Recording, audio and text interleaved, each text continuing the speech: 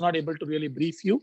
So Dr. Rakesh is the moderator for the session. So after a round of introduction, he will then request Dr. Srinath Reddy, followed by yourself, and then followed by Dr. Nachiket to make your initial comments. We have shared with all of you a small docket with all the necessary notes and some of the key questions as well. So if there's anything else, you can while we are anyway discussing, also you can mail and send if there are anything that you have a query about. So we start at 4. So I assume that now it will be live. Yeah.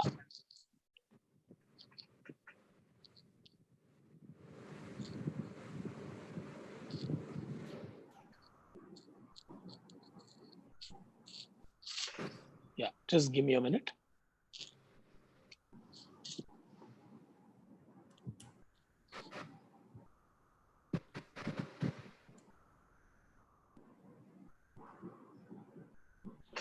Yeah.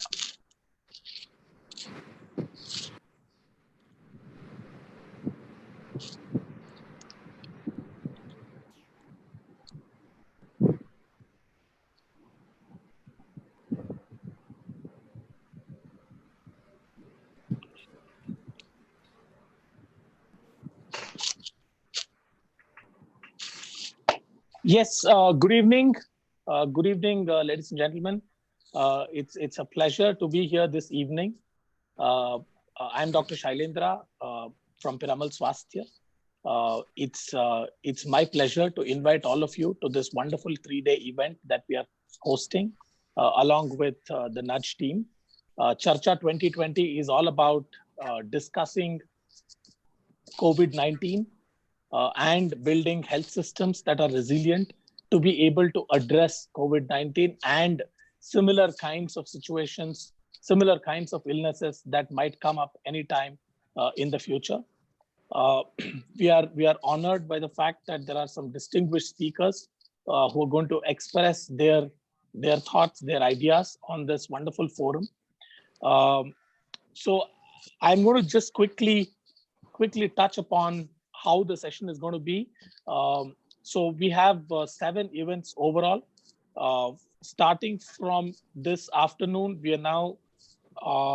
have another event this evening at 6:30 with Dr. Zarir Udwadia.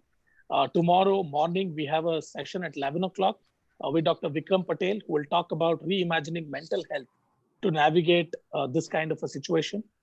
Following that, we have a session by Dr. Devi Shetty, chairman of Narayana Health, who will talk about COVID-19, a new normal, and how do we address, from a public health perspective, how do we address COVID-19 going forward? Then we have a session on COVID-19, mitigating the impact of COVID-19 on vulnerable groups. Dr. Abhay Bang, Dr. Alkesh Wadhwani, Dr. Prabhakaran Doreraj will be talking on, moderated by Mr. Alok Kumar from Niti Aayog. Then in the evening tomorrow at 6 p.m., we have a session on the need for scalable, holistic health tech solutions, where Ms. Anna Roy will be joined by Mr. J. Satyanarayan and Mr. Kiran Anandam Pillai, moderated by Mr. Bharat Vishwesharaya from Omedia Network. 16th of May, Saturday, the last day, we look at gearing up for a post-COVID-19 world. We have Mr. Ashok Alexander, Dr. Devi Shetty, and Ms. Uma Mahadevan, Principal Secretary from the Department of Rural Development, Karnataka. So today's session, just to give a little brief about today's session, we are looking at today's session, the current session, to focus on specifically on critical conversations around building resilient health systems. How do we reimagine the entire health system to address COVID-19? We have 4 distinguished guests on this particular panel. Professor Dr. Srinath Reddy, Dr. Praveen Gedam, Dr. Nachiket Moore, and the session is going to be moderated by Dr. Rakesh Kumar. A brief introduction to all the distinguished guests is necessary, although I think everybody, all the audience knows all our guests very, very well, very accomplished personalities in the field of public health here. Professor Dr. Srinath Reddy is currently the president of the Public Health Foundation of India. He formerly headed the Department of Cardiology at the All India Institute of Medical Sciences. Having served as a physician to 2 prime ministers of India, Dr. Reddy is widely regarded as an international leader of preventive cardiology. He has worked to promote cardiovascular health, tobacco control, nutrition across the life course, chronic disease prevention, healthy living across the lifespan. I think it's quite an honor and a privilege to have Dr. Reddy with us today. Thank you very much, sir. It's a pleasure to have you. Thank you. Dr. Praveen Gedam recently joined the National Health Authority as the additional CEO.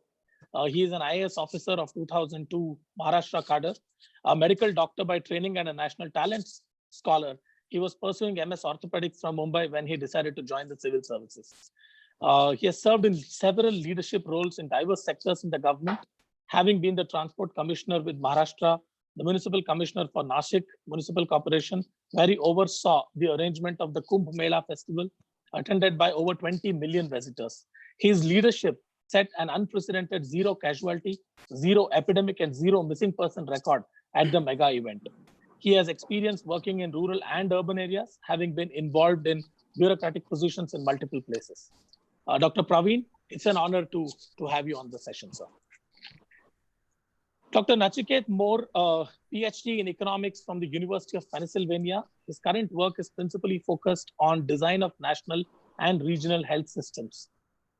Member of the Planning Commission's high-level expert group on universal healthcare, member of the Primary Care Task Force of the Ministry of Health and Family Welfare, member of the Health Commission for the state of Himachal Pradesh, and a member of the Standing Committee on Health System Strengthening in Developing Countries. I think Dr. Nachiket Moore has tremendous experience of health systems. He helped create a new model for comprehensive primary care, which was rolled out by Sugavalvu Healthcare in remote rural areas of Tamil Nadu. Visiting scientist at the Banyan Academy of Leadership in Mental Health, he offers seminars on health systems design there. Dr. Moore, it's an absolute honor to have you with us, sir. Thank you. Dr. Rakesh Kumar, the Chief Advisor to UNDP, a senior civil servant, public health practitioner. Dr. Rakesh is a trained ophthalmologist from the All India Institute of Medical Sciences, received fellowships in public health, neonatology, and pediatrics, with over 27 years of experience in designing and implementing public health programs in the domains of reproductive, maternal, neonatal, child and adolescent health, vaccines, nutrition, gender, NCDs, and tobacco control. Dr. Kumar has led implementation and research portfolios in improving governance and accountability systems with an expertise in healthcare advocacy for policy reforms.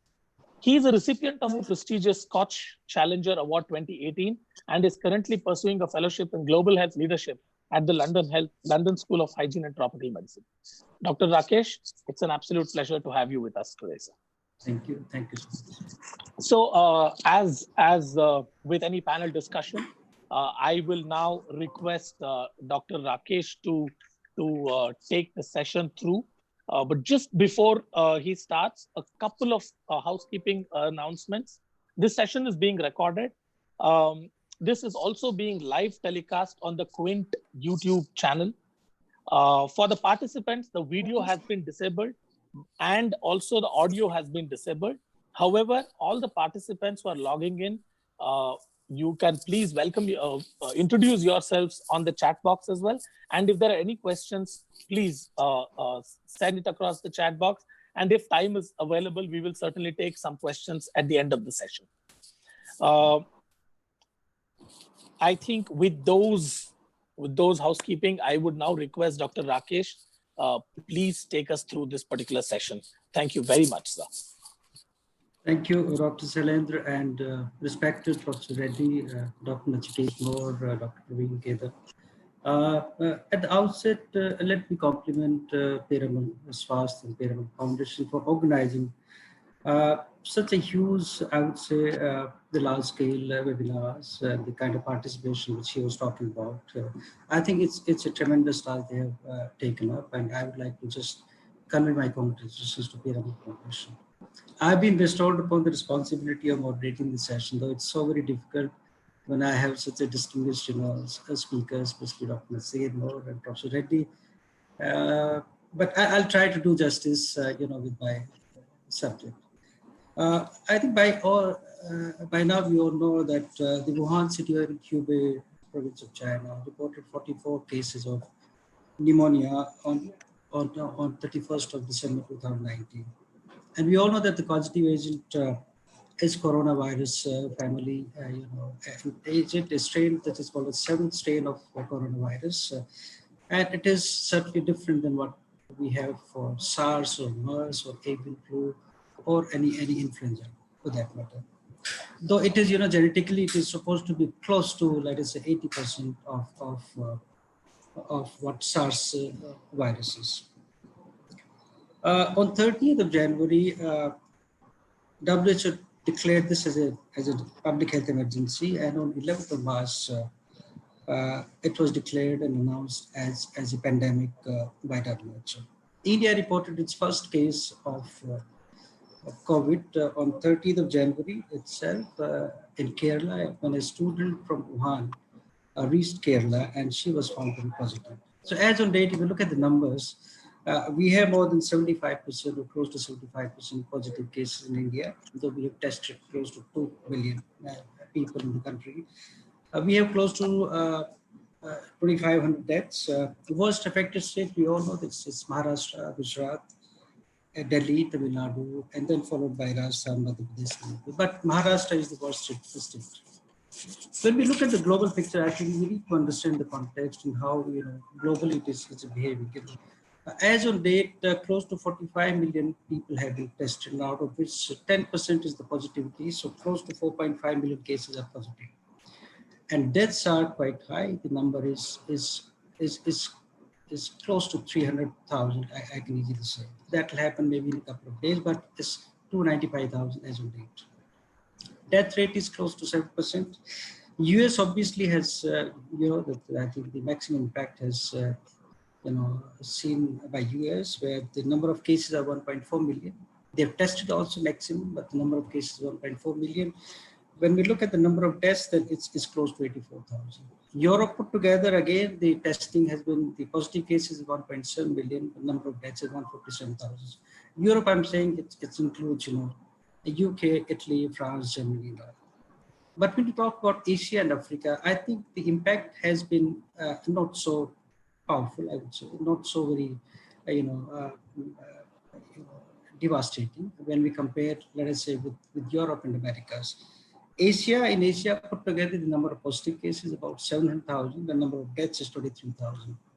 And in Africa, again, the number is positive cases 71,000, the number of deaths is 2,400.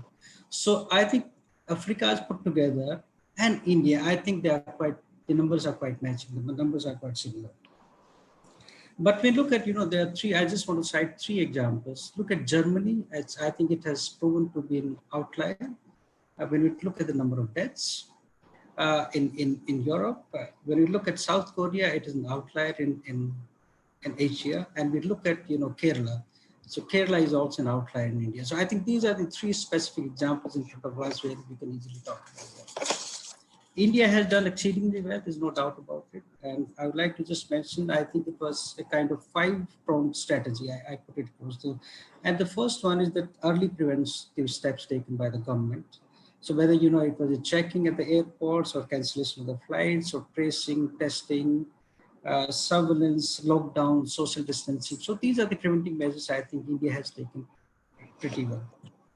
I also could see that there was a strong cooperative federalism. There was such a strong response by the state, when there was a call taken by Ministry of Health and Government of India. I think we are working as one team. There's a robust communication. I would like to say that it's like single, simple, or honest communication, so which is starting right from Honorable Prime Minister down the line to the states and the districts. I think that matters quite a lot when the communications are simple and straight and honest. Fourth, obviously, is the lockdown. And lockdown for two reasons. One is that it has certainly helped us in breaking the chain of transmission. I think it's very well established. But I think the second important point here is, it has allowed us to to establish and to prepare us for the eventuality in case it happens in future. Whether we are talking about the strengthening the surveillance or the testing or for example, strengthening health systems, establishing those healthcare systems at the district level. And the fifth important point and the principle which India has followed is local action. So action is happening at the district level. And the way they divided the districts into red, yellow, and green, I think zones of districts. So this model is really working very well. However, when you talk about the economic impact, I think Dr. Nachiket more would be in a greater position, bigger position, to tell us more about. But look at it, it has really, I would say, it has been hugely disruptive. And when you talk about the numbers, as I said, I'm not an expert in economics, but look at the growth rate which is being projected for India for 2021 is at times it is a negative growth, or IMF has projected 1.9%. Country would need certainly, the lot of, stimulus, the kind of inputs. Honorable Prime Minister has already announced, 20 lakh crore package for the country, which is it's close to 10% of the total GDP of the country. The unemployment levels have gone very high, it used to close to 6.7% in March. It's now close to 25, 26% or so. The unemployment is pretty high. It's quite devastating. People have lost their jobs. Data is varying. Some are saying it's close to 60 million, but maybe more or less. But I think the data needs to be good data. Look at the business impact on the business. 53% negatively impacted the business, across the country. 45% of the households, they are saying that their incomes have reduced. And we look at the informal sector, informal sector is quite high, it's close to 40 crores, 400 million in the country. And the daily wage, I think they are impacted the most adversely. Similarly, farmers, especially when they are producing the perishable, kind of crops, certainly I think they are most hit. Hospitality sector, tourism, aviation sectors, they are the worst. Health sector, yes, certainly. I think look at it is overwhelmed. Look at the non-COVID patients. We always talk about everybody is focusing on COVID. What is happening to non-COVID patients? They are suffering. The gains of, let us say, routine immunization coverage, mission polio, MNT, I'm not too sure what is going to happen with them. There could be an outbreak of measles, because we are not really immunizing children nowadays. So that is also going to be a different story altogether. RCS services are affected. What about the pregnant women, whether they are being, I think that is also something which needs to be looked at. So non-health sector interventions also take. Stigma is another factor. And I think tomorrow we are going to have an eminent speaker. Dr. Patel is going to talk about this. But stigma associated with COVID, I think is really, it's very bad. Mental health is a huge issue. Whether we are talking about the doctor, there's a field psychosis among the doctors, healthcare providers, among the patient for sure. So I think that is also one of the areas that needs to be looked into. So while the efforts of Government of India have been lauded nationally and internationally, I think still we are not too sure what is going to happen. And Corona being a novel virus, it's a new virus. We don't know its behavior, how it is going to take a shape in future. Therefore, I think it becomes all the more imperative for us to understand the complete picture of the COVID-19 and reimagining the health sector. And to discuss the subject, friends, I think we have three illustrious and accomplished professionals and speakers today. The beacon of public health, the dawn of public health, the teacher, a global health leader, Padma Bhushan, Professor Dr. K. Srinath Reddy. He's going to be one of our speakers. Obviously, Dr. Nachiket Mod, he needs no introduction. He's a accomplished professional with a background in finance, economics, public health, management, and who has seen India's health sector from the very close quarters when he was in the head of affairs in Bill Gates Foundation. And a worthy colleague, Praveen, is going to talk about, he's also, he's deputy CEO of Ayushman Bharat, India's flagship scheme, which is now underway. So we'll try to, friends, we'll try to extract as much as possible on the three following subjects or the topics. The first is the realignment of the health services to respond to COVID-19. That's the first thing. And Professor K. Srinath Reddy, I think he's an authority on the subject, so he's going to take us through that. Rebuilding of resilient health systems. Obviously, Dr. Nachiket Moore is going to talk about this. and then rethinking of the health financing, where Dr. Praveen Gedan is going to talk about this. So I now call upon Professor Reddy to throw light on his insights on realignment of the health services to respond to the COVID-19. And to be more specific, sir, we just wanted to have your response on three, I would say, specific questions. The first one is that, what do you think India should have done or should be doing to contain the virus? I think everybody wants to understand. And when it comes from you, I think it's going to be entirely different, because people are worried about this. What's going to happen? How we have fared so far? Are we doing enough? The second question, are we doing enough? And what are your further suggestions on the preparedness part?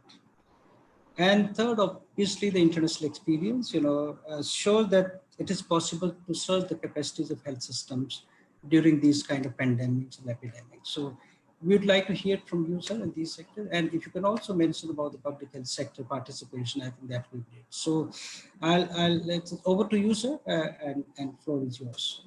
Thank you. Thank you, Dr. Kumar. Well, as far as the COVID-19 situation in India is concerned, you have given an excellent overview. Basically, I believe that every single health system in the world has been challenged by this new virus. And we have seen all health systems scampering to raise their capacity to combat it, and quite often diverting resources from other health programs as well. The first question is, have we done enough? I believe in terms of containment efforts, we started our efforts pretty early, even in terms of screening, as well as trying to stop some of the flights and stepping down our public activities in terms of areas of mass gathering, whether it is shopping malls or cinema halls, or even other gatherings of 50 or more. But one area where we could have done a little more proactively was whether we could have stopped some of the international flights earlier. But we also had a responsibility to bring back our citizens who are stranded in other countries, whether they were students or tourists or people in employment who are now wanting to get back home. So I believe those two interests had to be juxtaposed, and I believe the decisions were taken to bring them back at some risk. But in terms of how we have actually fared over the 3 periods of lockdown that we have had, in terms of international comparison, have we managed to achieve our objectives fairly substantially or not? I believe we have, in terms of not only improving our public health indicators in terms of containment and control, but also building up our health system as well as social system capacity in order to meet this threat during lockdown, and more importantly, as the lockdown eases. Even in terms of death rates, if you look at it, India's 1.3 per million deaths compares remarkably well with USA's over 200 per million, UK's 450 per million, and Belgium's 730 per million. But of course, we have to look at our region as well. Our nearest, in terms of the death rates per million, the nearest one is Malaysia, which started about a week earlier than us in terms of the COVID journey. We have been under some criticism for testing. But let me clarify from that point of view that firstly, we have actually increased the testing based upon the availability of kits and expanded the indications and brought in the private labs over a period of time.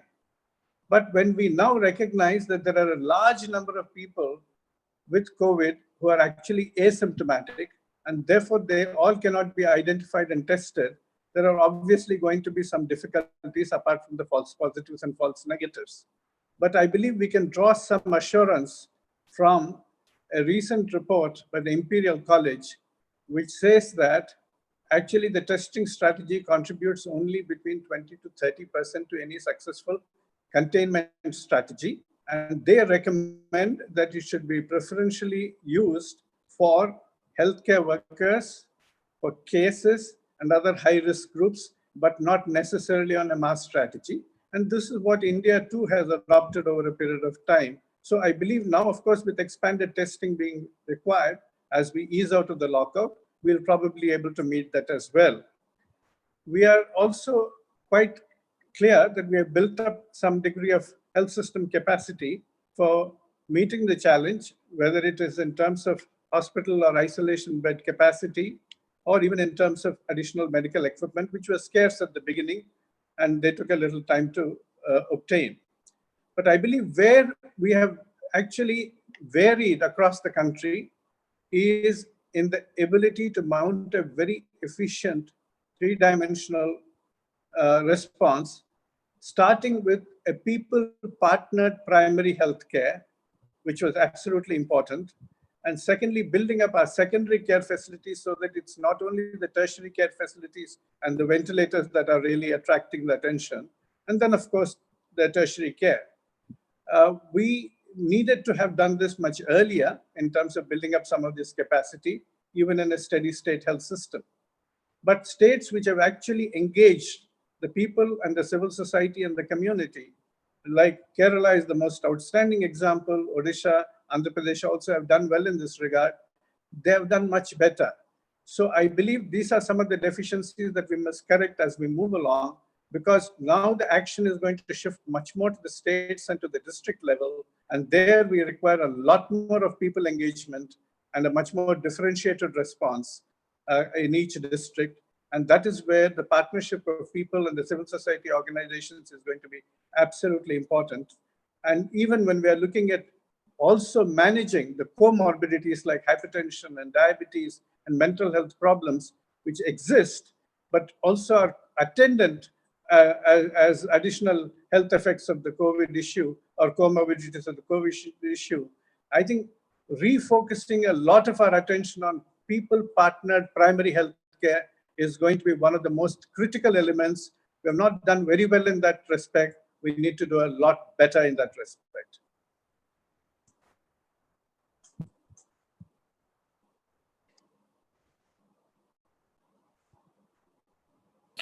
Dr. Rakesh, you're on mute.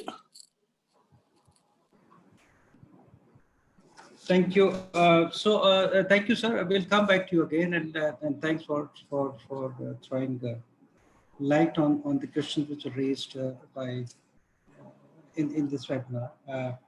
Now, coming to the second speaker, Dr. Praveen Gedan, who is the Deputy CEO of Ayushman Bharat. Praveen, I don't know whether you recall or you've gone through the study. In November 2011, I want to just bring this point here for discussion, slightly, is that in November 2011, the high-level expert group was created by the Planning Commission of India, and this group was chaired by none other than Professor K. Srinath Reddy. And Dr. Nachiket Moore was also one of the distinguished members of this committee. There were 15 members, and I distinctly recall because I joined the Ministry of Health at that point of time. And the recommendations were very strong. I used to refer those recommendations time and again. And one important recommendation was to increase the public health spending. The existing one at that point of time, sir, you correct me, it was 1.2% of the GDP. To 2.5% by 2017. So at that point of time, they mentioned about 12th Planning Commission, that plan period. So that was between 2012 and 2017. So by 2017, ideally speaking, based on the recommendations of this high-level expert group, we should have increased our public health spending to close to 2.5%. And by 22, they had recommended 3%. But you look at the new health policy right now, what we have. The new health policy for 2017 says that we should need to increase our public health spending from existing 1% to 2.5% by 2025. And there are a couple of more recommendations how the 8% budget, health should have a share in the state budget, and there should be an annual increase of 10% in the central budget.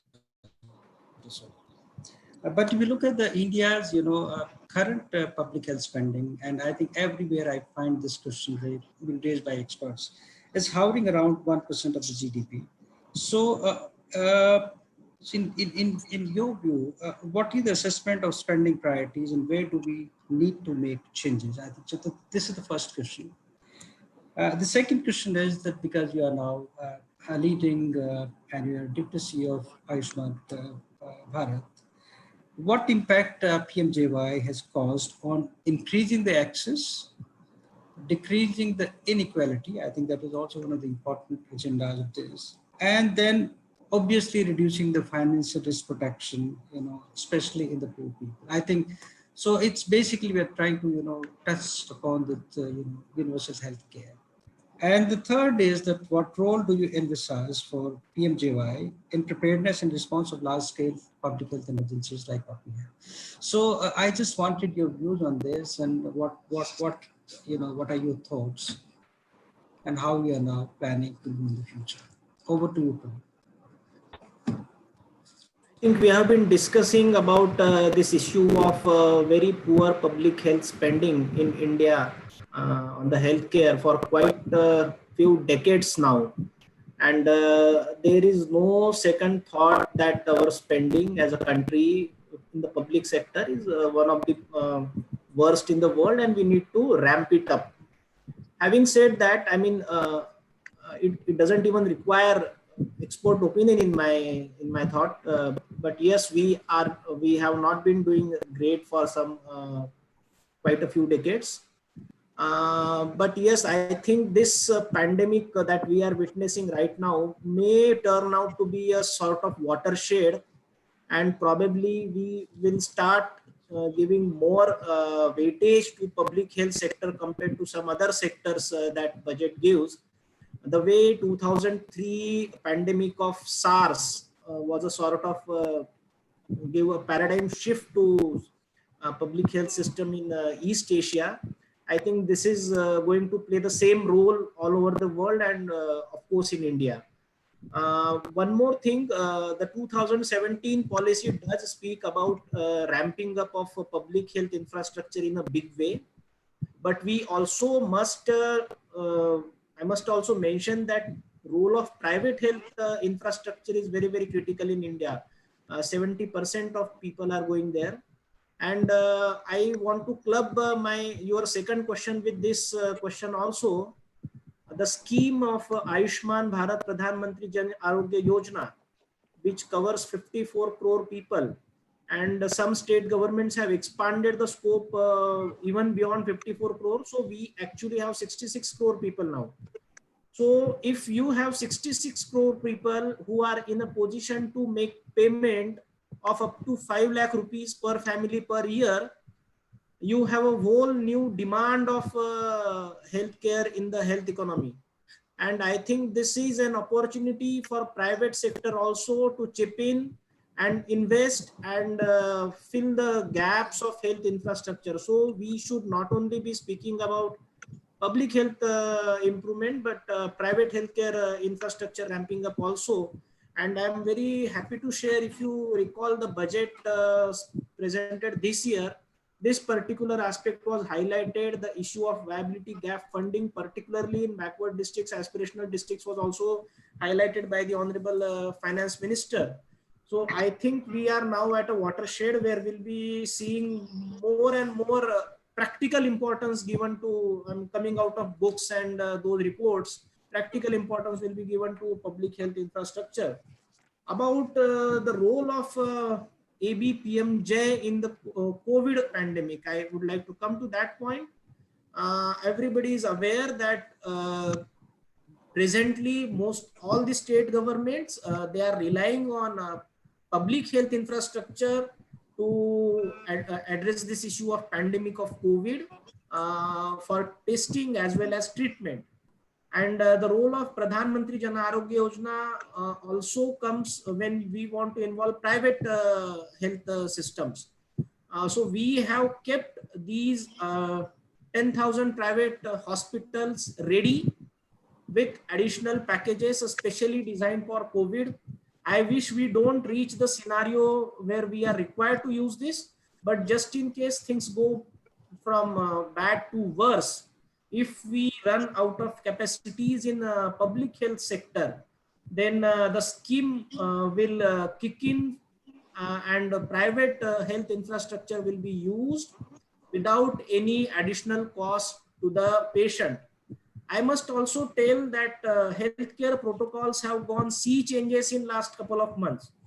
We now have increased cost of healthcare because of number one, very reduced occupancy rates. Many people are not going to hospitals. Also because of high costs involved due to PPEs, extra efforts for sanitation, additional testings and all that.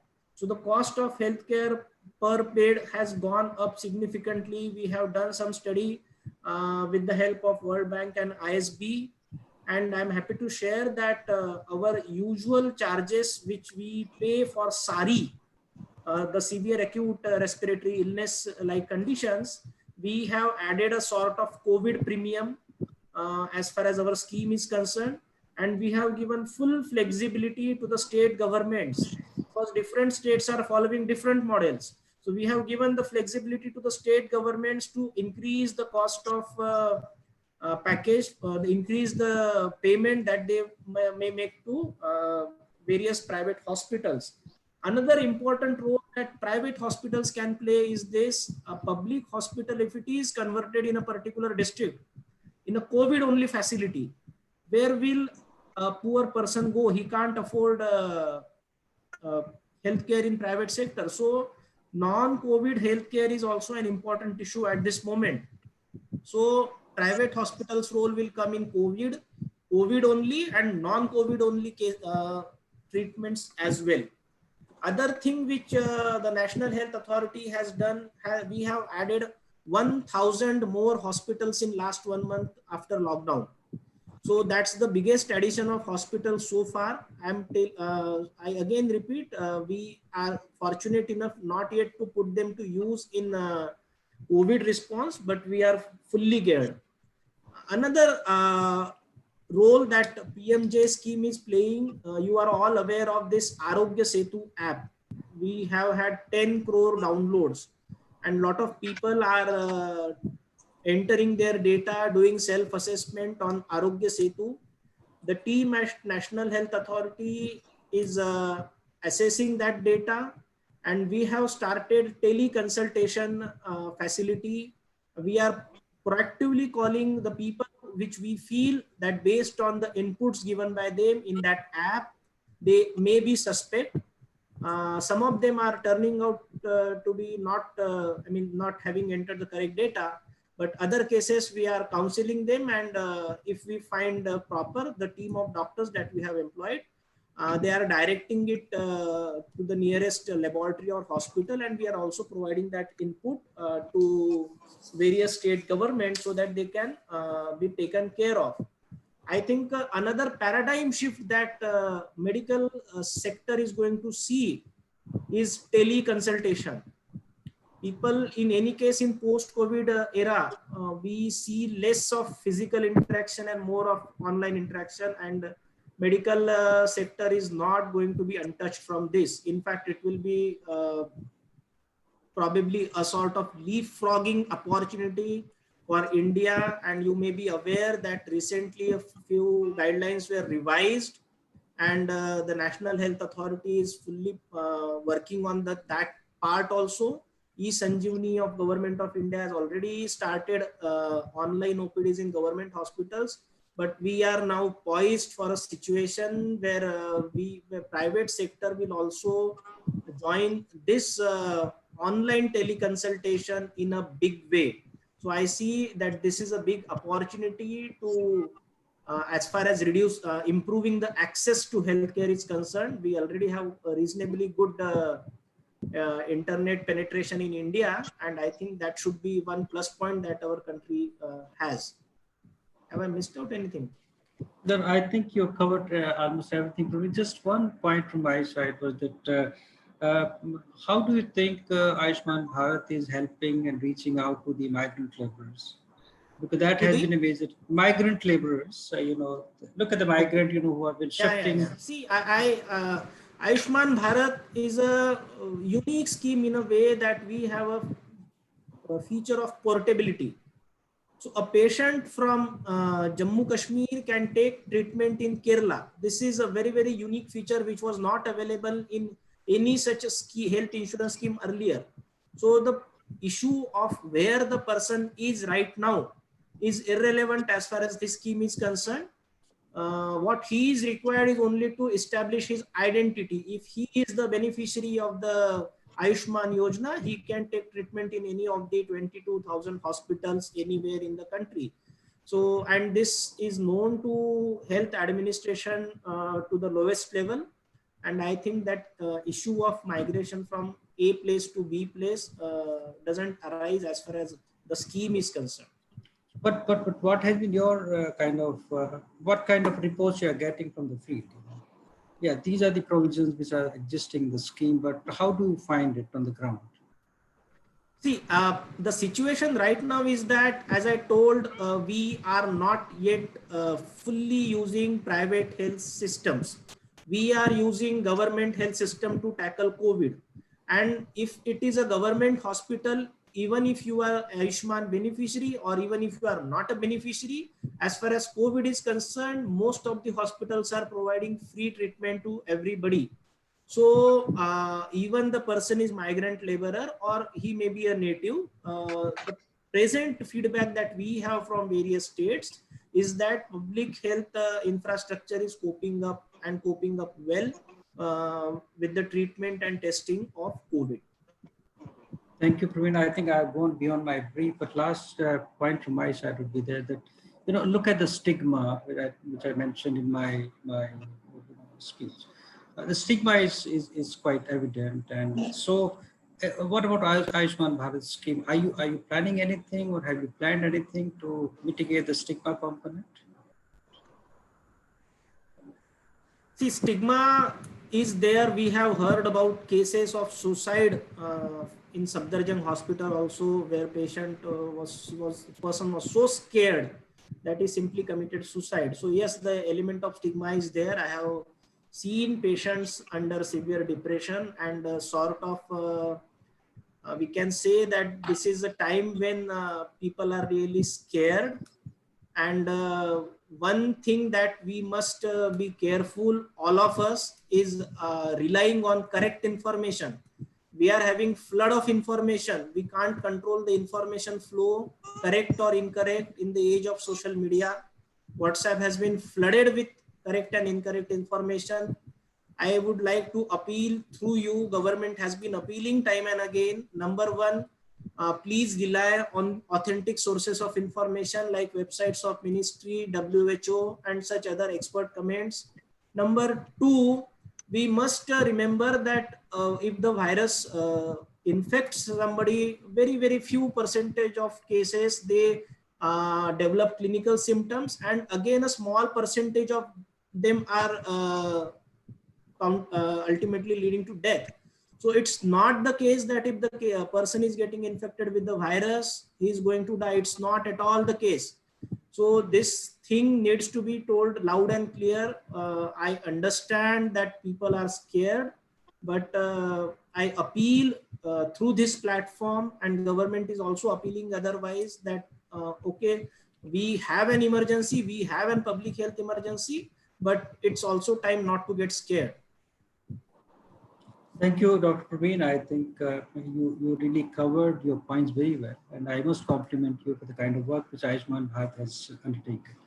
Now coming to Dr. Nachiket, while at the helm of affairs in BMGF till recently, you have been a witness to India's investment in health sector, and I think nobody else better than you can really talk about on this particular subject.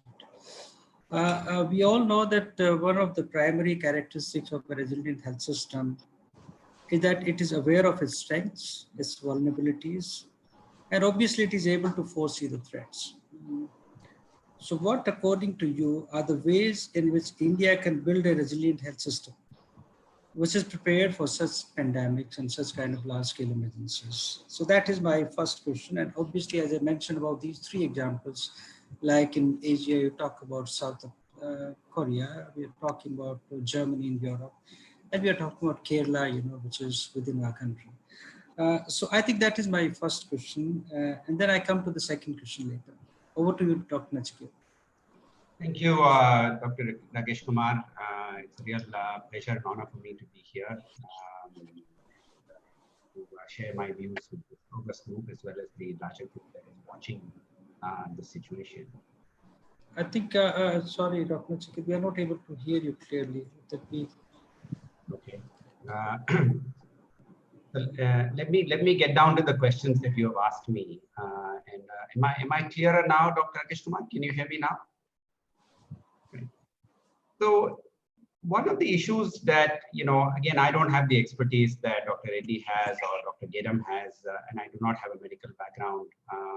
But from what I understand of the disease, while it is true that we have seen some positive experiences around the world as well as in India, it is too early to make a judgment about what the end state will be. From what I understand, this is a respiratory virus, highly infectious, easily transmissible. And there seems to be no particular reason why we should not be anticipating a high infection rate. This is not a type of disease where we can imagine, like Kala Azar or something else, where we can really cut the transmission and limit the population that is going to get infected. Now, I hope and pray it does not happen, but the examples that you mentioned, Germany is starting to see a resurgence, South Korea is starting to see a resurgence, Japan is starting to see a resurgence. And I suspect even New Zealand, which has done some of that work early, is not going to remain unscathed. In fact, there is some concern, almost the opposite, that if you remain susceptible for too long, you are not able to build the kind of immunity that your populations might need. Of course, when the vaccine comes, there are some uncertainties associated with it. We will be able to make better progress. But in my mind, at least from a preparation perspective, we should not take a lot of comfort from the fact that we are seeing some evidence of improvement in one place or another. And in our minds, have to think about this disease in a somewhat broader sense than perhaps what we have. I was very pleased to hear from Dr. Gedam that, and I was not aware of this, that the National Health Authority and the PMJY has kept as many as 10,000 hospitals ready to act, has added, which I knew, 1,000 hospitals to the overall scheme. And that's just wonderful. That's just wonderful. And I think that will help a lot.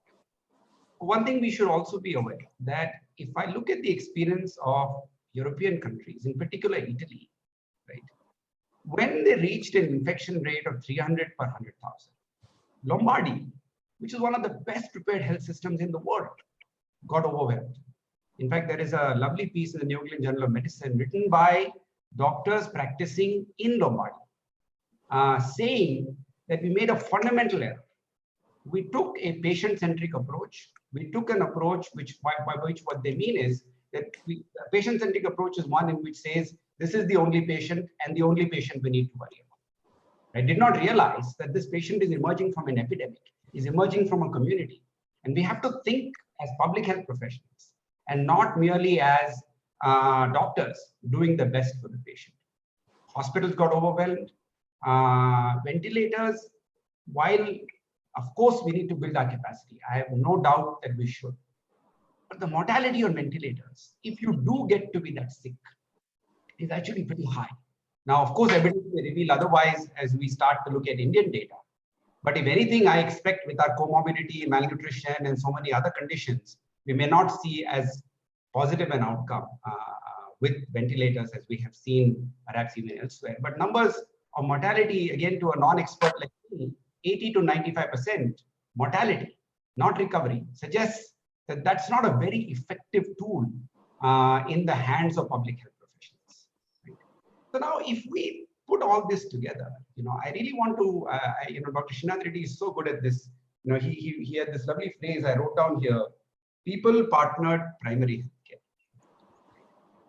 I really think we need to reflect more deeply on that particular idea, right? And to think about what we might do. This disease has some unique unique characteristic from, again, what I can understand. It is not vector-borne. So in some ways, isolation is easy. If you isolate somebody in a vector-borne disease, you have to actually make sure that the vector doesn't actually travel from place to place. That is not the case here. Right? It is not airborne, at least to the best of our knowledge today. It transfers through proximity between patient, infected person and susceptible person, which means isolation is actually much easier than in the case of other diseases. It also has another unique profile. While it infects everybody, its mortality profile, unlike tuberculosis, unlike some of the other infectious diseases, is very sharply concentrated on a particular age group and a particular morbidity profile. Now, again, this is all based on the data we have so far. As we learn more, we will, have newer ideas. But based on what we know that there is a particular subgroup of the community that is at risk. Now, my own instinct, just interpreting what Dr. Reddy said, would be to say, reach out to civil society and to the community and inform them of these salient aspects of the disease and work with them, not for a general diffuse message, protect everybody, don't go out, wear a mask. I think these are important messages, but to tell them that perhaps for the next 18 months or 2 years, senior citizens need special protection. A. B, if you're living in a crowded zone like Dharavi or in a crowded village, right? 4 or 5 families collaborating with the help of a local NGO, identifying one of the homes as an isolation home or a kholi or whatever, and rest of the family members moving to the other areas. I heard in Uttarakhand, one of the groups, Gramvani, working with the community to figure out, what about the roof? Because in the summers anyway, people sleep on the roof. Right? Is there a possibility of creating physical distance and for a period of time? Manufacture of local protective equipment through SHGs, through other members. We now have CDC guidance. We have guidance from the Indian government that a 3-layer mask actually works quite effectively in a home situation. May not work for a health worker.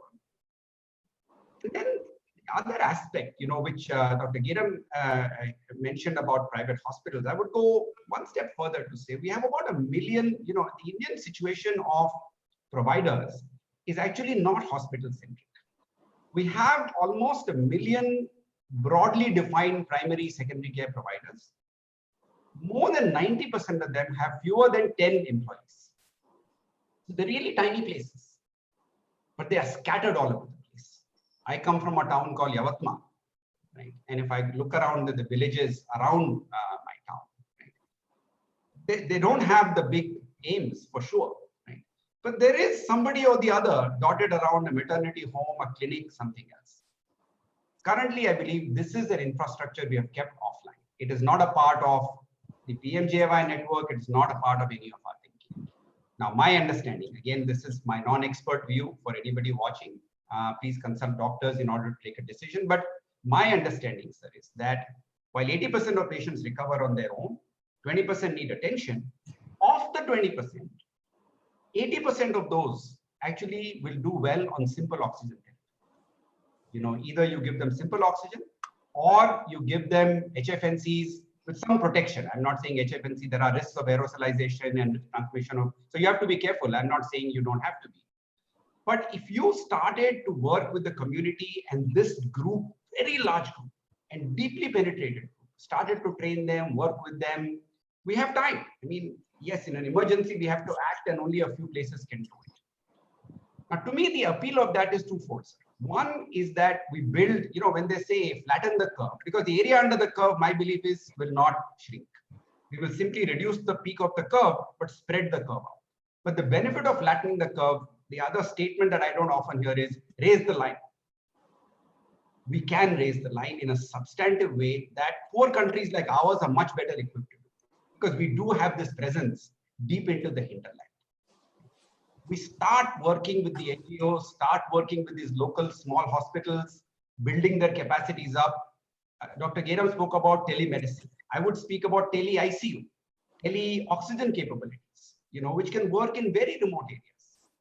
And I would say the other attraction to me, why this, let us say that the disease burden never gets to 300 per 100,000 in India. At 10 or 20, Bombay is already at 50, just so that we are conscious that the numbers are rising in India as well. But let's say it never gets there.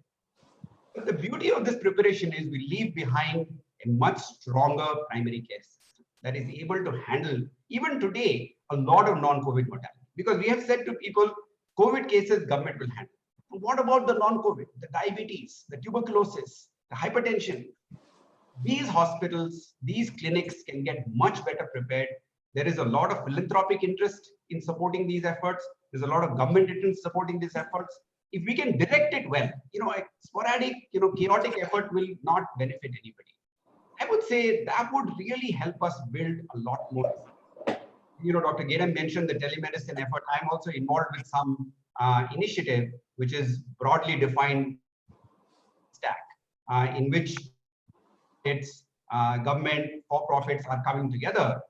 Now, my hope is that that can build a back-end infrastructure of technology, building off of India Health Stack, building off of the support of NHA, that we can really empower a very large community of providers to act. So I would say we have to think about this issue and anticipate that the situation is not going to remain as it is today. I'll stop here, sir. Thank you so much, Dr. Nachiket. I know you covered your, kind of another question which I wanted to ask from you, and that was, the orthodox, approach. What generally we have in public health is a patient-centric approach. I think that is something which we really can't afford to have in situations like any epidemic or pandemic, for sure. But I just wanted to come to you again, Dr. Nachiket, is,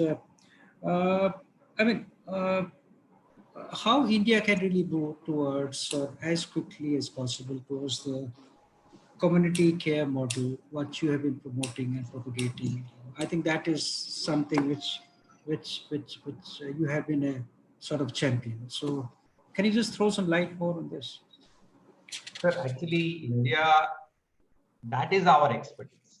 We are not the experts in the best possible hospital care. We know civil society. We have 2 million civil society organizations in the country. Even if you were to say only 10% of them will work, that's 200,000 civil society organizations. We just don't have them. We have networks of civil society organizations. Engaging them in partnership, having a detailed conversation with them. Corporates run large efforts around their factories that are there. Niti Aayog has built a database of over 90,000 non-profits.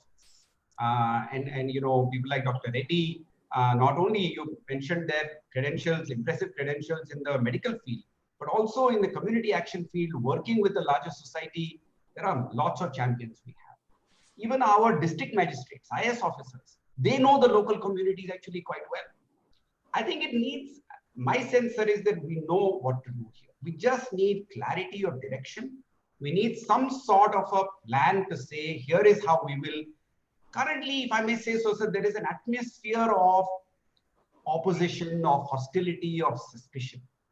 To say, we will require you to do A, B, and C. We will force you to do X, Y, and Z, because we don't really have the confidence that you will do it on their own. I feel that this country is just too large for that. We will, otherwise you'll see what, instead of positive social distancing, you'll see negative social distancing. I worry whenever I see these crowds. Instead of seeing normally people are 2 feet apart, now they are 2 inches apart. When we want them to be 6 feet apart. We have to, there is no way we can operate this large country and this very diverse country of ours without the help of the structures, which exist and which are eager. When I talk to people, I don't have the expertise that this group has. But when I talk to them, I find there is so much eagerness. They call me, they write to me, they want to read all the random notes I'm writing. So I really think we don't need to be taught that. In fact, that is one mistake we are making. We are relying on European approaches being imported into India. And frankly, we can teach Nigeria, we can teach so many of the poorer countries. I would not get misled by the small numbers we are seeing today. These numbers are going to rise because I don't see anything about the virus that is telling me that it's going to disappear. It's a respiratory virus. It's not quite the other infectious diseases that we have dealt with in the past. Do you think by another, sorry, I can't stop myself, but do you think the COVID is going to help us in having some better community health systems in India? It's a matter of what we do with it. Either we can build it up or we can let it ignore it. That's exactly the point I'm making, which is why I love what Dr. Reddy said, this PPPHC. He's so good at this. I must say, when I was a member of the HLEJ, I would marvel at how Dr. Reddy could conceptualize some of these ideas. This is the opportunity, sir. If we empower them, if we trust them, and we say to these people, sir, I know money is an issue. You raise this concern. Where is the 3%? Sir, we have waited for a long time for the 3%. And now, given the crisis that is on there today, I really worry that the government may not have the resources for a while to come. Because people's livelihoods are now day-to-day, food is becoming a challenge. People are spending money, sir. It's not that they're not. Very poor tribals are spending 5,000-6,000 rupees a year on healthcare. I think what we have to do is to try and understand where are they getting care, what value can we add, how can we strengthen what is available, give them software, give them, NHA has built such fabulous capacity. Can we make that capacity available to the whole ecosystem, not just to a small group? The India Health Stack work that, I Spirit and Kiran Anandan Pillai are doing with Dr. Geram and others. Wonderful work, right? It really has the dreams of many of the things that Dr. Reddy and, the team in HLEG had worked out. Many of these things are there concretely on the ground and Dr. Geram is using them. I think this is the opportunity, sir. But we could lose it. If we don't pay attention to it, we will then, this will be a historic opportunity. I have never seen, sir, I attend some of these meetings of the private players. When I watch the Zoom screen and I see who's on the screen, I must say, sometimes I'm speechless. The kind of inspired people that have come together, from Nandan Nilekani to Chris Gopalakrishnan to Mukesh Bansal, these are very busy people struggling to keep their enterprises afloat. But this crisis has brought them together. How can we use that energy? Thank you, Dr. Nachiket. Sir, I think before I come back to you all again and would request for at least your 3 concrete recommendations, for the benefit of this, for everyone. But sir, I said the subject is the complete story, and we need to understand it further. As I said, nobody can better explain than what you can do, Professor Reddy. So, and we have been hearing that it's yet to peak. The numbers may rise, maybe sometimes in June or July, maybe a second wave in November. So, though I know this is a novel virus, new virus, we don't know its behavior. But in your view, looking at the data, looking at the big picture, what do you think is the kind of peaking and is going to happen? And are we heading to some disaster? Well, let me respond to some of the comments that I've heard so far. I agree entirely with what has been said by Dr. Nachiket Moore. The only place where I would like to slightly nuance it is, yes, the virus is going to be around. It's not going to be expelled from this country or from this planet. But we do not necessarily have to provide it a highway to move rapidly around the country. We need to create a bumpy road for it to move and slow it down in transmission. So not only will there be not a surge of cases which demand serious attention or even result in a large heap of deaths, but also we may be able to, over a period of time, still get a vaccine which may give us the opportunity to interrupt and have a herd immunity. Secondly, we need to protect the rural areas where, even from the point of view of virus transmission, the so-called R0 or R0 is going to be much less because of the low mobility of the people there. And that's why we need to ensure that the urban areas, which are right now the hotspots, or at least the areas of transmission at high rate, do not send the virus into the rural areas for as long as possible by restricting the movement from urban to rural areas to essential travel needs and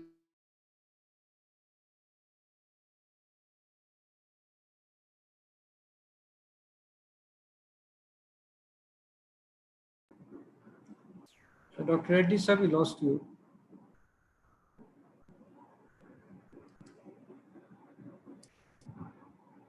There are some Okay. other challenges of Zoom. Yeah. So now I think I can, before I go back to Professor Reddy again. I'm back again. Yes, sir. Thank you, sir. Thank you. Okay. Well, I was talking of interrupting the virus and I got interrupted by Zoom. But anyway, in any case, I believe it's absolutely necessary for us to prepare our health and social systems for a possible resurgence. But even then, given our age structure as well as the larger rural population, I don't think we'll have such a devastating effect as we have seen in Europe and Northern America. But that doesn't mean that we get complacent.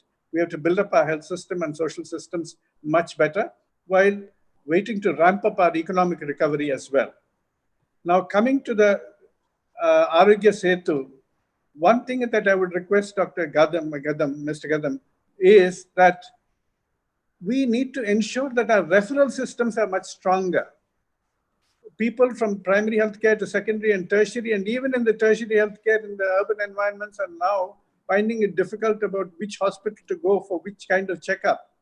So unless the Arogya Setu actually makes it painless for people to move from primary to secondary to tertiary and all the way back with efficient follow-up, then that will not have the fullest purpose. And I'm sure they're working on it, but that's an absolute requirement. But let me again emphasize what Nachiket has said. We need to build up a strong and well-functioning health system, an efficient and equitable health system, which is functioning well in the steady state. If it has to acquire the surge capacity, whether in this kind of a public health emergency or later on if challenged again by another public health emergency. You cannot suddenly jump from first gear or second gear to fourth gear and top gear. You need to have a steadily functioning health system, and that's the absolute requirement for us. And I believe entirely, as Nachiket said, we need to engage the people and the civil society in bringing much greater partnerships. And even if you're asking people to socially distance or physically distance themselves or have certain personal discipline, this is required. The lockdown was enforced discipline. Now, when the lockdown eases, we go into an area of personal discipline, which requires a community dynamic of harmony and consensus.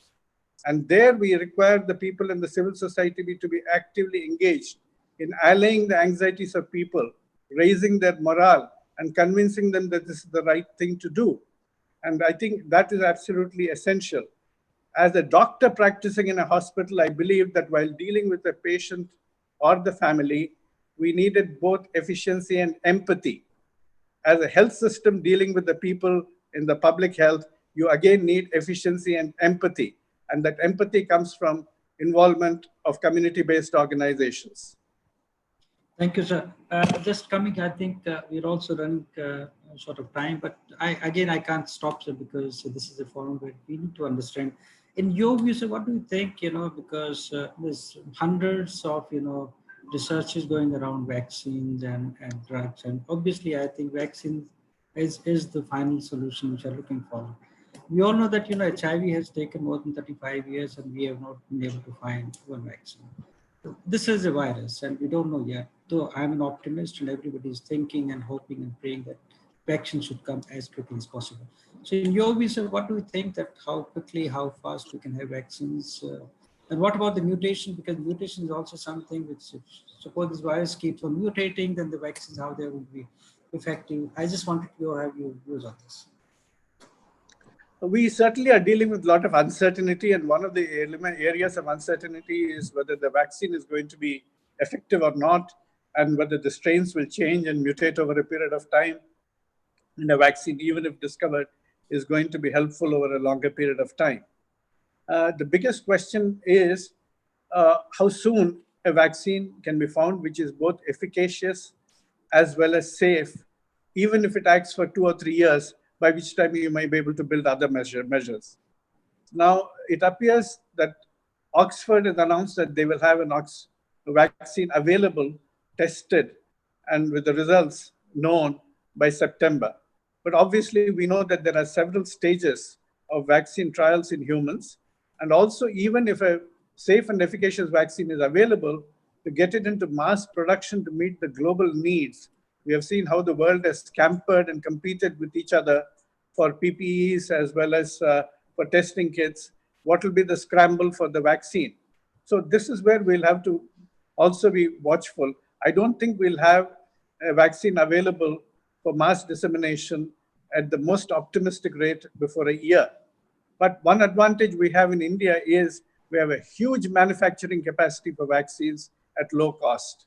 So that is where I believe the world may actually turn to us for large-scale production once an efficacious and safe vaccine is actually discovered. Thank you, sir. I think we are left with 5 more minutes and we have to sum up also. Sorry, Dr. Shailendra, because it has become so intense and I can't really afford not to ask questions from Dr. Reddy and Dr. Nachiket and Praveen. There are some questions which we have received from the audience and I just want to go through them. There's one question for Dr. Reddy and Shailendra, if you allow me, then maybe we can reply to these questions through an email also, if that is possible.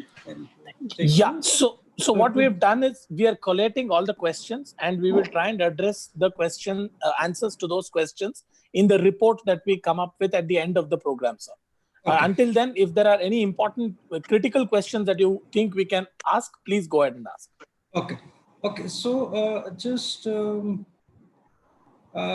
it's a question the audience to Professor Reddy.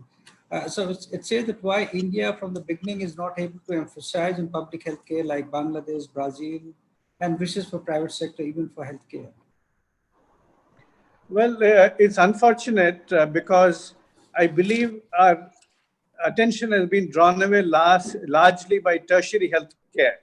Tertiary healthcare has had the glamour and the clamor, and public health has generally been neglected except in states like Tamil Nadu, Kerala, and to some extent other southern states.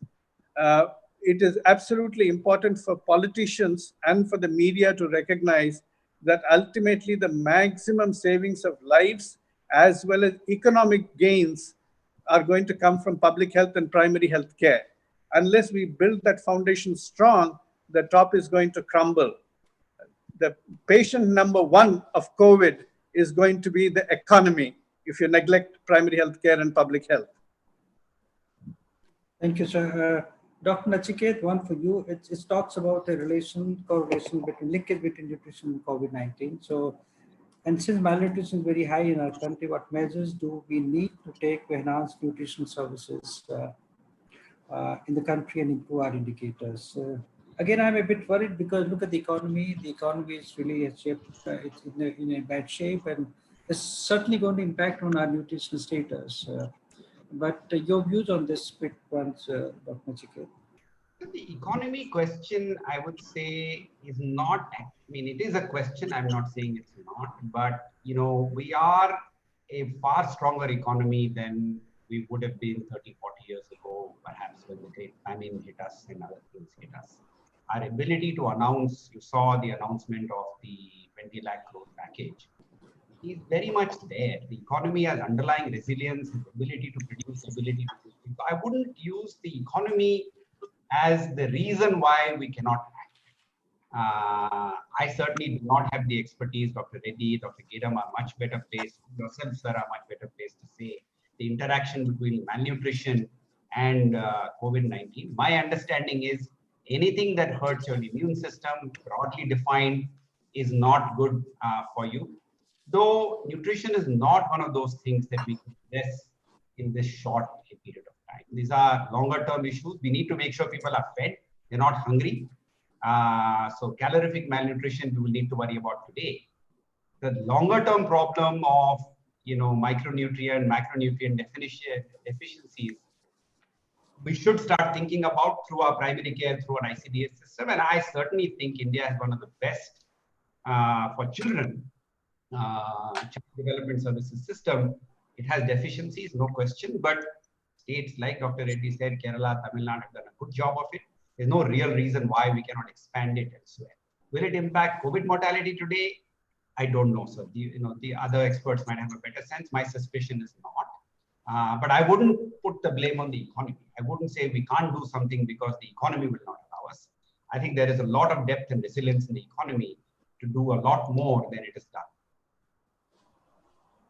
Thank you. So we come to the close of this session. Just a few, pointers from my side, out of the discussions, and then I think we can generally share, in between. Is that obviously we know that the virus is a novel virus, a new virus, and we don't know its behavior and how it is going to behave. But certainly we have to be much more prepared what we are today. The vaccines, as Professor Reddy mentioned, that is going to take time, and that is the solution what we have right now. But it might take 15 months to 1 year, 2 years. I think that is the possibility. But and disease dynamics are not going to be different. And as Dr. Nachiket mentioned, that the virus is not different. The dynamics of the disease are not going to be different. So there's a possibility that there might be a surge in number of cases in India and Africa also. But it all depends, because maybe that we are a younger population, younger generation, maybe we are not impacted. Investment in health systems, yeah, absolutely. I think there's no doubt about it. We need to invest more and more. And I would like to mention, and as Dr. Nachiket mentioned, that the community health systems have to be strengthened like anything, especially to mitigate these kind of situations. Yeah, challenges are very much like non-COVID patients, the treatment management non-COVID patients, the stigma associated with this, and the capacity building. I think so. It's very, very important, because right now at times I find that the frontline workers, the staff nurses, the paramedics and doctors are not really trained. You rightly mentioned, sir, that we should not really provide highway to this virus. It needs to be bumpy road, and I think very rightly pointed out Dr. Nachiket also. The virus, I think we have to cohabit with this virus. I mean, it is going to live with us. So we need to ensure that we have a proper safety, personal safety, as the lockdown is over, as Professor Reddy said, sir. Very rightly, when the lockdown is over, then obviously it is the personal responsibility of everyone to ensure, that they are not infected by this virus. We need to protect our rural areas. Absolutely, right now it is a problem of urban areas. You look at the states in India. It's Maharashtra, Delhi, Gujarat. These are the areas. Look, the 20 top districts are urban-dominated districts. But as I said, the rural areas have to be, social structure obviously has to be ensured and needs to be strengthened further. We need to engage, civil society organizations, Professor Reddy's recommendation, because to spread the message around this virus and how best we can protect ourselves. The surge capacities, yes, we need to improve. I think, sir, last point from my side would be that, when you look at the examples of South Korea or Germany and let us say Kerala in India, I think one message is very clear. They have learned hard from the previous pandemics or epidemics. They're talking about South Korea improved their health systems during SARS and MERS. Similarly, as your Germany. And look at Kerala, Nipah in 2018, I think they were able to strengthen their health system, whether it was surveillance or testing. So this 3T model, when we talk about Korea, they said testing, tracing, and treatment. This is the 3T model they have adopted. And I'm sure India is right now in a better position as compared to the developed nations. But as I said, we can't afford to be complacent at this point of time. We need to keep on, improving our health systems. I think the basic message that Dr. Reddy gave and which Dr. Nachiket Moore gave, and Dr. Praveen who talked, extensively about in the partnership with the private sector. We can't afford not to have private sector on our side, because they have to part and parcel of the whole system. I think everything put together, it's all about health system strengthening, making health systems more resilient. I think that is the future for us. So I thank you, Professor Reddy, sir. It was such a wonderful to have you and your hearing to your, wisdom, Dr. Nachiket Moore and Praveen. And thanks a lot, Dr. Shailendra, for inviting such an eminent panel of speakers and me to moderate this particular session. Thank you so much, and we look forward to your recommendations. Thank you, Dr. Rakesh, for a wonderful chairing and moderating of the entire effort. Very nice. Thank you very much. It's been a wonderful interaction. Thank you. Thank you, sir.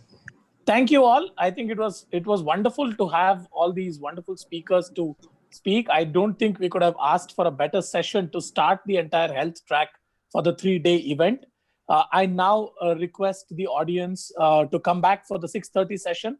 I think after the first session, which talks at the macro level, now we go into the COVID treatment and treatment issues with Dr. Zarir Udwadia, and that is going to be an equally interesting session. So thank you very much. Again, to all the speakers, thank you, sir. It was a pleasure being with you today. Thank you. Thank you.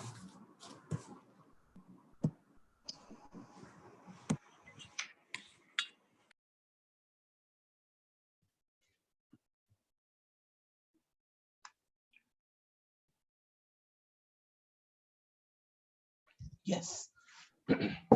So good evening, ladies and gentlemen. We are here this evening to understand the COVID-19 treatment options with Dr. Zarir Udwadia.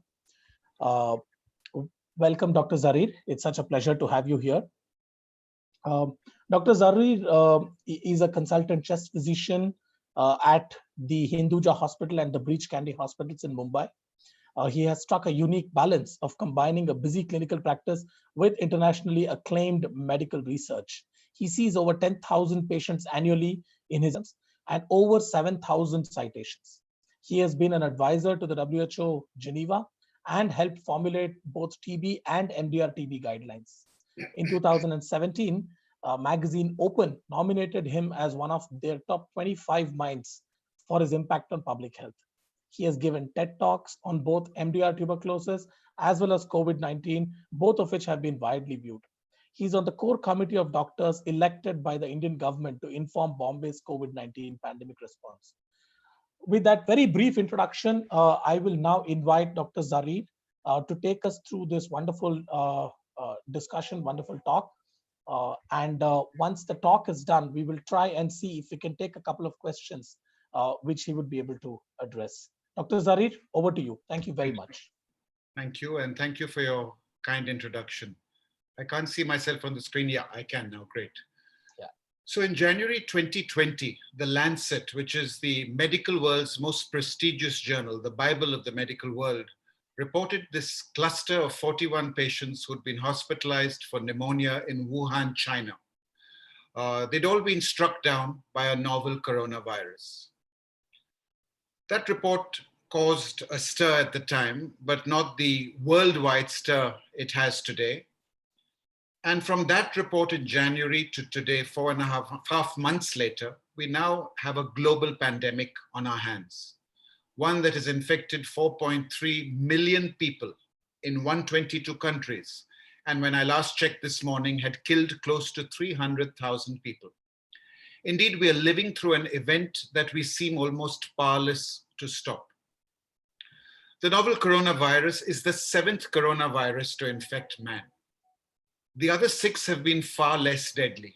Indeed, 4 of them just cause common colds and no more than that. But let me tell you why I consider this particular coronavirus, the 7th, to be so devastating. For one, it's airborne and therefore invisible.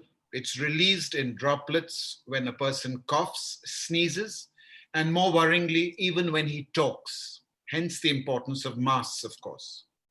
It's highly infectious, with a basic reproduction number R0 of 3.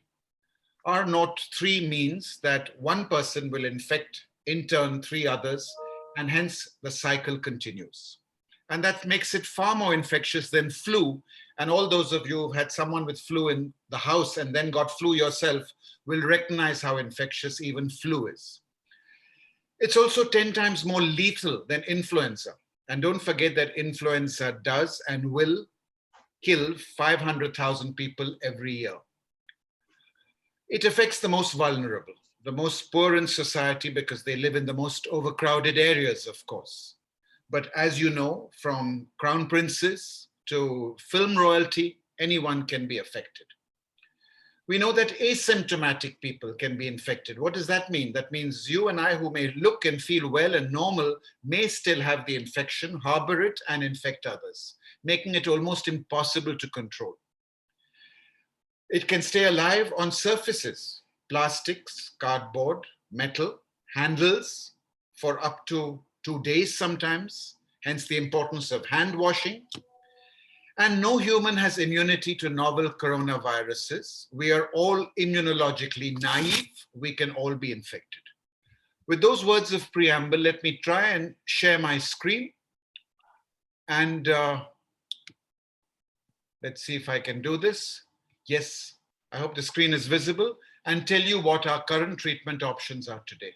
So on the left of my screen is an electron microscopic picture from the National Institute of Health America, showing you what the enemy looks like under the electron microscope. The SARS-CoV-2 virus, it's called. And the clinical disease it causes is COVID-19.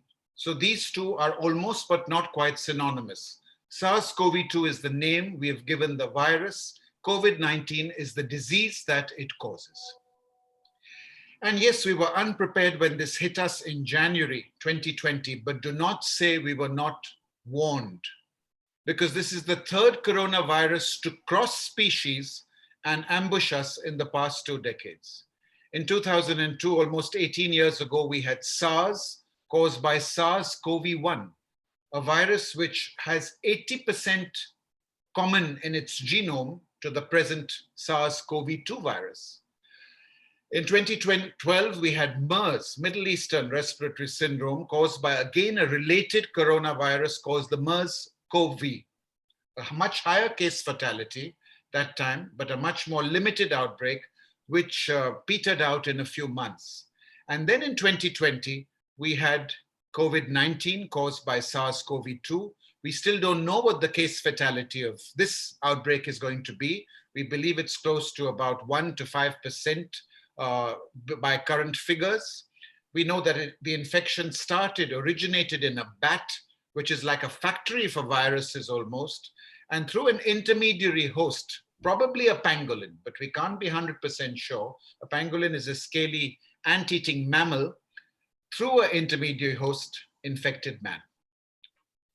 So I like this quote: a bat may infect a pangolin in Wuhan and our world shuts down, just showing you what an interconnected world we live in.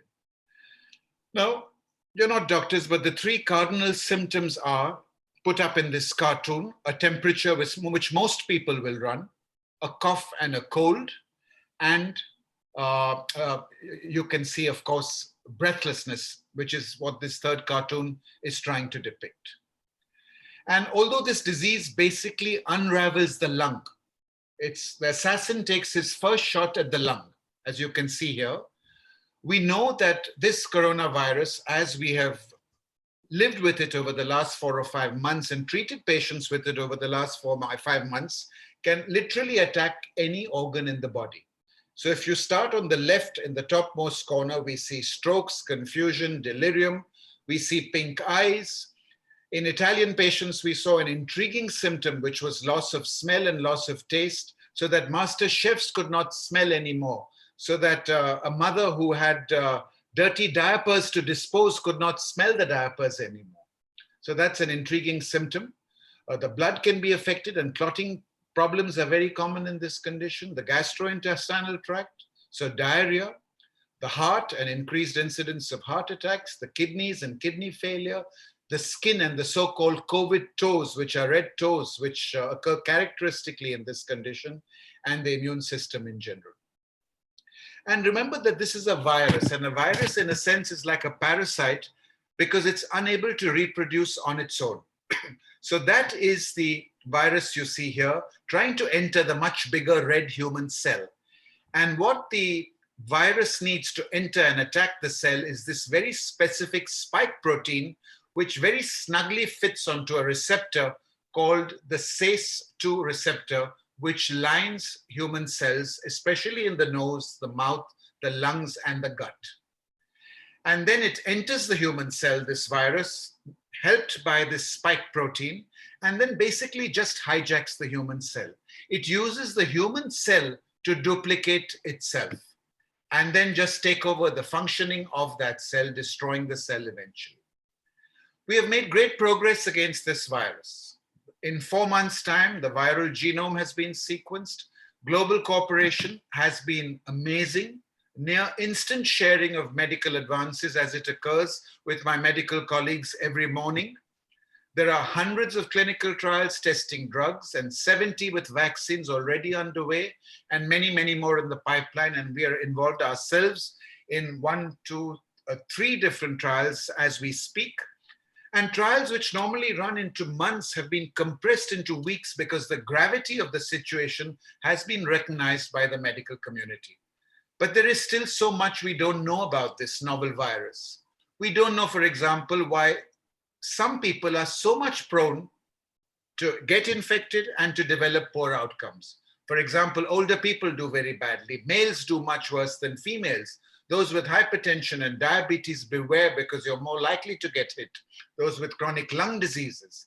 Ethnic factors. In the UK, for example, the blacks, the Asians, the migrants, the immigrants, what we call BAMEs, were much more likely to be infected. In fact, the first 10 healthcare workers who died in the UK trying to fight this disease were all Asians or from the ethnic communities. Genetic factors almost certainly are at play. And healthcare workers, because they expose themselves so much to this virus, are often disproportionately affected. So when it comes to drug treatment, what works and what doesn't, let me begin with a disclaimer of sorts. And that is that 5 months into this pandemic, we still have no treatment. And I'm spelling that out, no treatment that we know for a fact is effective. Hence the reliance on the 4 basic public health principles, more important than drugs in my opinion here. Testing, isolation and quarantine, tracing contacts and quarantining them as well, and in the end, extending that to lockdown of regions, cities, and in fact, entire countries, as we all know. So briefly, because you're a non-medical audience, what works and what doesn't, we have different groups of drugs, which I'll run you through very simply: antivirals, anti-inflammatory drugs, chloroquine, human convalescent plasma, vaccines. And the 2 antiviral drugs we have at our disposal are drugs which were developed at the time of fighting Ebola, a much more deadly virus, but a much more localized viral infection, which you must have heard of. And these 2 drugs, remdesivir and favipiravir, have been repurposed and used and tested in this disease. So remdesivir is a 10-year-old intravenous antiviral discovered by Gilead Sciences. It's been shown to be effective against a number of coronaviruses in the past, and hence the idea to use it for the present pandemic. First used against Ebola, fast-tracked in many, many clinical trials here, quite a safe drug to be used, but can only be available on a compassionate basis in a trial setting at present, though I believe that several Indian pharmacies will be allowed to start pushing this drug into practice. The WHO has great faith in this drug. They say there is only one drug right now that we think may have efficacy, and that is remdesivir. But don't go running out to your local pharmacy because it's not available. It's extremely difficult to get. Shares in this company, of course, went up by 200% when it was hinted that this drug held promise in this pandemic. And there are several articles in prestigious journals showing that it does indeed seem to work, but not cure, not change mortality, just improve outcomes to some extent, shorten the course of the disease, reduced viral shedding in about 30% of patients, no more, who receive this drug. So not a cure, as Anthony Fauci, head of NIH, says, but certainly a promising candidate. Favipiravir, which I've got 2 patients on, again just now in Bombay, is made in Japan by Fujifilm. It's an oral antiviral. It's an experimental drug. It's not yet FDA approved, but it looks promising, and data from a Russian study just out has shown that this is safe and probably reasonably effective in the patients in which it was tried. Like any antiviral drug or any drug in any disease, these drugs must be given early if they are to have an effect. Lopinavir ritonavir is an old anti-HIV drug, which is again now being repurposed and tried here. And it was first tried as the very first drug in this pandemic. This was a remarkable trial. Although the trial was negative, it began in Wuhan under very difficult circumstances when patients and healthcare workers were being felled by an unknown virus. So hats off to the Chinese for even attempting a trial like this. They prioritized speed over anything else. And in this heroic effort, in the midst of an overwhelming epidemic, they showed that this drug really did not sadly add much, but it is still in continuing trial even as we speak. And then the cocktail approach has been looked at recently, a combination of different antivirals, which is what you often resort to in diseases like tuberculosis, for example. And this drug cocktail of 3 different antivirals, interferon beta, lopinavir, ritonavir, and ribavirin, released a week ago in the Lancet, did seem to hold some promise. Then there are anti-inflammatory drugs, because it's recognized that some patients suffering and then dying of this condition have what is called a cytokine storm. This means that your immune system is tricked and keeps raging after the virus is no longer a problem.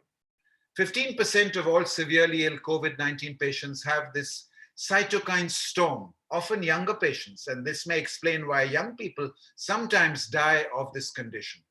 It's diagnosed by finding certain markers high, of which ferritin is a tool which is available in most labs. And there are drugs which can be effective in this condition. And we have 4 or 5 patients in my ICU just now, as we speak, who have been given this drug. It's given as a single dose intravenously in an attempt to control this cytokine storm. And the FDA has approved of clinical trials of this drug, and all these drugs are available on a compassionate basis for desperately ill patients. The one drug that is available here, and which everyone, including your aunt and uncle, have an opinion on, is chloroquine, because it's a widely used anti-malarial.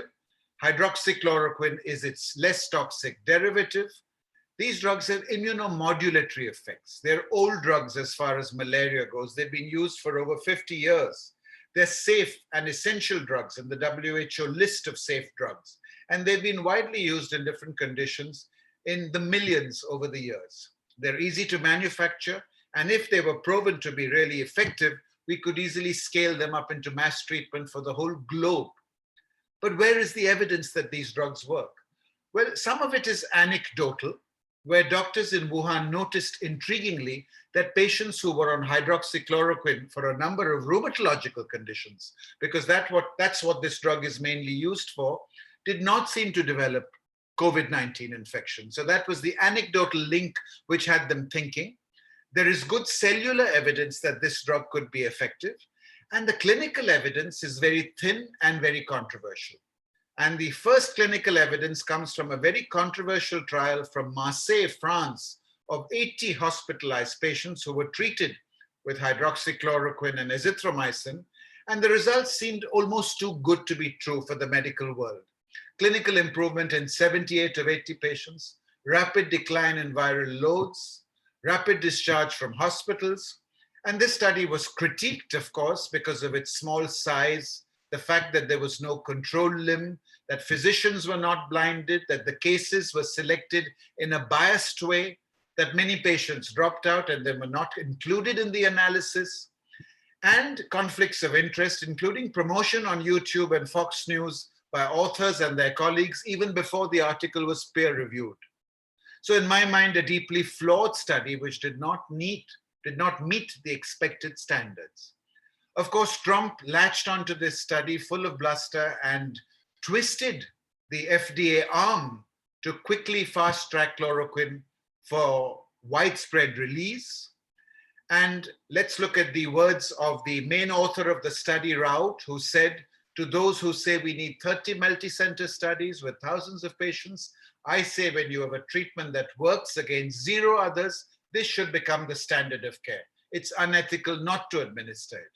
But the more measured response of Anthony Fauci, the head of NIH, who said the evidence is anecdotal, had the guts to contradict his president, who looks balefully on. He said, the president is talking about hope.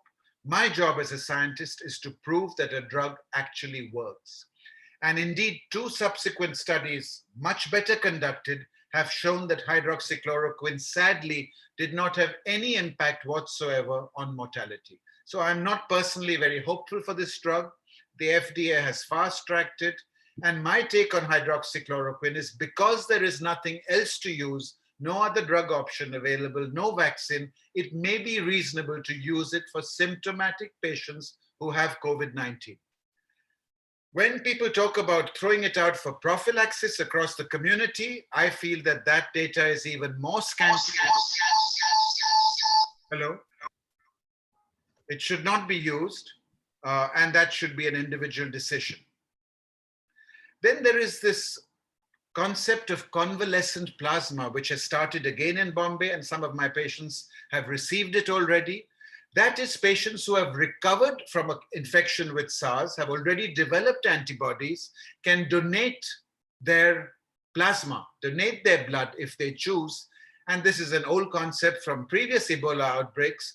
And those antibodies, which you can see here in yellow, can be donated to a patient who's critically ill and can help the second patient make a more speedy recovery. In fact, Canada has already begun clinical trials of plasma therapy, and this is a hopeful therapy, but of course something which cannot be scaled up to hundreds and thousands of people. But bear in mind that COVID-19 is a spectrum of ill disease, and many of you, 80% of you, will have hardly any symptoms at all. Only 15% will develop severe pneumonia, and 5% will develop ARDS, or what we call respiratory failure, ending up in ICUs from this disease. And then, of course, our job as doctors is to support your failing lungs, and that can be in milder cases with simple oxygen given to the nose or via a mask. In more severe cases, we can go up to 60 liters of oxygen with special devices here, which you can see. We've noticed that you can flip patients onto their stomachs, and this patient in our ICU is in the prone position, lying on his stomach, and we found that his oxygen levels improved by this simple physical measure. More serious patients, again, require a non-invasive ventilator, and here the mask is administering oxygen and air to the patient. And finally, when your patient is really bad, of course, he needs to be intubated, ventilated on a machine. Of course, vaccine is the eagerly awaited magic bullet.